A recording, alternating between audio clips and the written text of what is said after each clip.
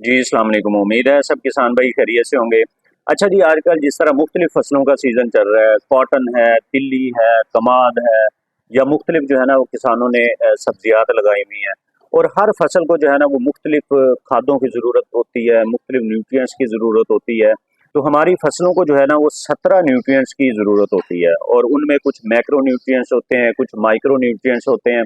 तो हम जो है फसल की कंडीशन को देख के, उसकी ज़रूरत को देख के हम इन 17 एलिमेंट्स में से जो फसल को ज़रूरत होती है वो हम जो है ना वो देते हैं। बाज़ औक़ात ऐसे होता है कि एक टाइम में फसल को जो है ना मुख्तलिफ न्यूट्रिएंट्स की ज़रूरत होती है। तो किसान कोशिश करता है कि जब उसने पानी लगाना है तो जो उसे ज़रूरत है वो सारे न्यूट्रिएंट्स जो है वो इकट्ठे एक ही पानी के साथ जो है वो दे दे। तो इसमें प्रॉब्लम ये होता है कि इनमें से कुछ ऐसे न्यूट्रिएंट्स हैं जिन्हें हम इकट्ठे जो है ना वो कॉम्बिनेशन में इस्तेमाल नहीं कर सकते।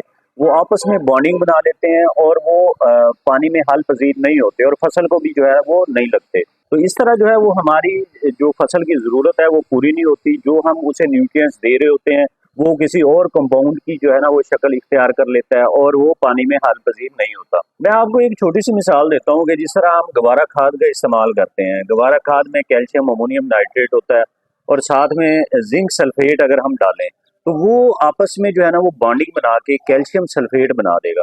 तो हमारी फसल की जो है उस न्यूट्रिएंट की फिर ज़रूरत पूरी नहीं हो पाती।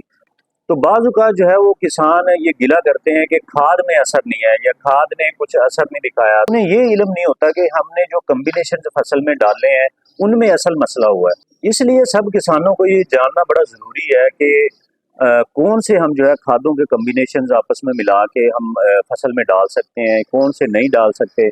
वीडियो की तफसील में जाने से पहले जो लोग इस चैनल पे नए हैं वो काइंडली इस चैनल को सब्सक्राइब कर दें और बेल आइकन को लाजमी प्रेस कर दें ताकि हर नई आने वाली इंफॉर्मेशन जो है वो आप तक पहुंच सके। सबसे पहला जो कॉम्बिनेशन है जो आप फसल में ना डालें वो है जी जिंक सल्फेट और साथ में कोई भी फास्फोरस जो सोर्स है वो आपस में मिला के आप हरगिज जो है वो ना डालें फसल में। फास्फोरस का चाहे कोई भी सोर्स हो, वो चाहे डीएपी हो, चाहे नाइट्रोफास हो, चाहे मोनो अमोनियम फास्फेट हो, वो आप जो है जिंक सल्फेट के साथ इस्तेमाल ना करें। तो ये आपस में बॉन्डिंग बना के कोई नया कंपाउंड बना देते हैं जो पानी में हल पजीर नहीं होता। तो इसलिए जो है हमारी फसल की जो कमी है वो पूरी नहीं हो पाती। तो अगर आपने किसी फास्फोरस सोर्स के साथ अगर जिंक का इस्तेमाल करना है, आपकी फसल को जो है वो जिंक की कमी है, तो फिर आप चिलेटेड जिंक जो है वो इस्तेमाल कर सकते हैं। मुख्तलिफ अच्छी कंपनी जो है वो चिलेटेड जिंक जो है वो सेल करती हैं, आप वो उसके साथ जो है वो मिला के किसी भी टाइम आप इस्तेमाल कर सकते हैं। दूसरे नंबर पे जो कॉम्बिनेशन है वो है जी गवारा खाद और सल्फर।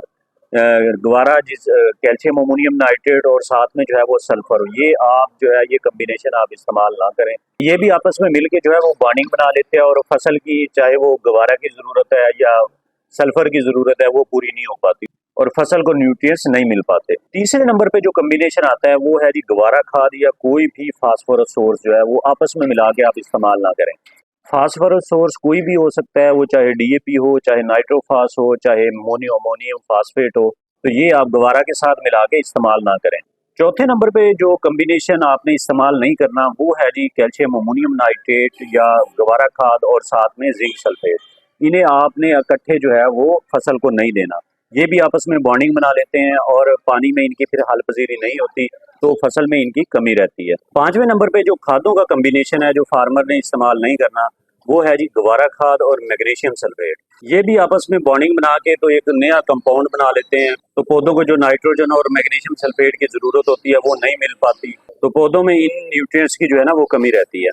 मैं दोबारा शॉर्ट सा बता दूं कि जो खादों के कॉम्बिनेशंस आपने इकट्ठे इस्तेमाल नहीं करने, उनमें पहले नंबर पे है जी जिंक सल्फेट और फास्फोरस खाद। फास्फोरस खाद कोई भी सोर्स हो वो आपने इकट्ठे इस्तेमाल नहीं करना। दूसरे नंबर पे कैल्शियम अमोनियम नाइट्रेट या सल्फर, ये दोनों आपने इकट्ठे इस्तेमाल नहीं करना। फिर तीसरे नंबर पे है जी गवारा खाद और फास्फोरस खाद, ये दोनों आपने इकट्ठे इस्तेमाल नहीं करना है। फिर आ जाती है जी गवारा खाद और जिंक सल्फेट, ये आपने इकट्ठे इस्तेमाल नहीं करना।